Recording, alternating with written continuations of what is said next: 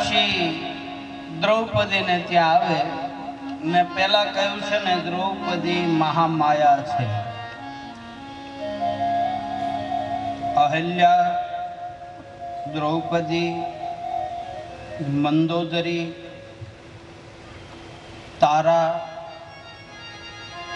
અહલ્યા, મંદોદરી, તારા, 5 સતીઓ છે. 5 છે ને?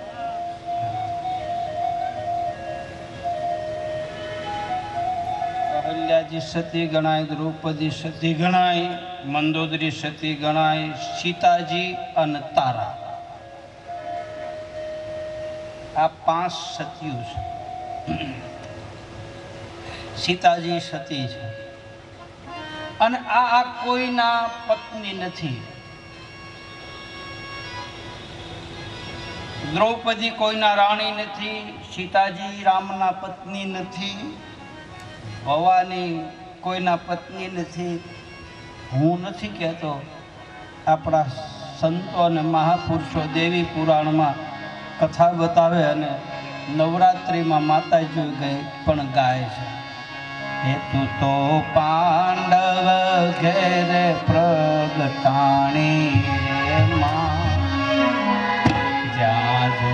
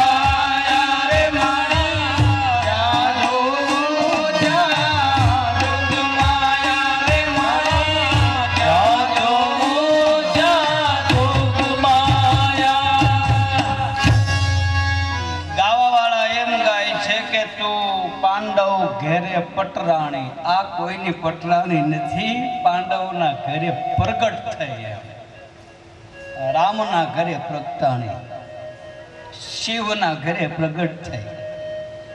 મહામાયા ગમે તારે માં કરુણા ભરેલી હોય છે અને ભાઈ માના હૃદયમાં કરુણા તો ગમે તારે પ્રગટ થાય. દીકરો સારું કામ કરે ને ત્યાં માને ઉભરા થાય. મારો જાજા સમયે છોકરાને ભાળે ત્યાં માને મારી પર કરુણા બસ પ્રગટ થઈ ગઈ. એ જગદંબા બની ગઈ. આપણી જનેતા હોય તોય ભલે અને મહાકાળી હોય તોય ભલે. મારી પર પ્રેમનું ઝરણું ફૂટે. મારો બાપ આવ્યો, મારો બાપલ્યો આવ્યો, મારો દાદલ્યો આવ્યો. બસ આવા આવા શબ્દો માના મુખમાંથી નીકળી જાય એટલે સમજી લેવાનું કે આપણી માની મારી પર મહાકાળી પ્રગટ થઈ ગઈ. બસ એ જ જનેતા, એ જ જગદંબા. બોલે માતાજી કદાચ બોલે કે ન બોલે, બોલે આપણામાં શ્રદ્ધા હોય તો મૂર્તિ બોલે, કદાચ બોલે, એ બોલે કે ન બોલે, પણ આપણા ઘરે જીવતી જાગતી તો આપણી માં હોય ને. બસ એ કરુણા ભરી શબ્દ કહી દે કે આવ્યો મારા બાપ, મારો દાદલ્યો આવ્યો, મારો દીકરો આવ્યો. બેસ મારા બાપ વાહામાં હાથ ફેરવે, મારા તમારા ભવના રોગ મટી જાય છે. એટલે કહે છે કુપુત્રો જાયતી કચદપી કુમાતા ભવતી. બહુ સમજવા જેવી કથા છે.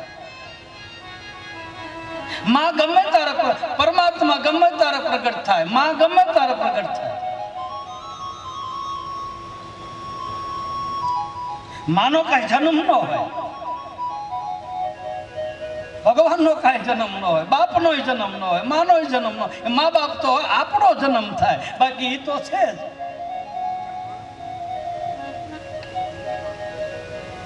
દીકરાના જન્મ થાય, માના જન્મ ન થાય. જીવના જન્મ થાય, જગદીશના જન્મ ન થાય. એ તો પ્રગટ થાય. ભય પ્રગટ કૃપાલા દીન દયાલા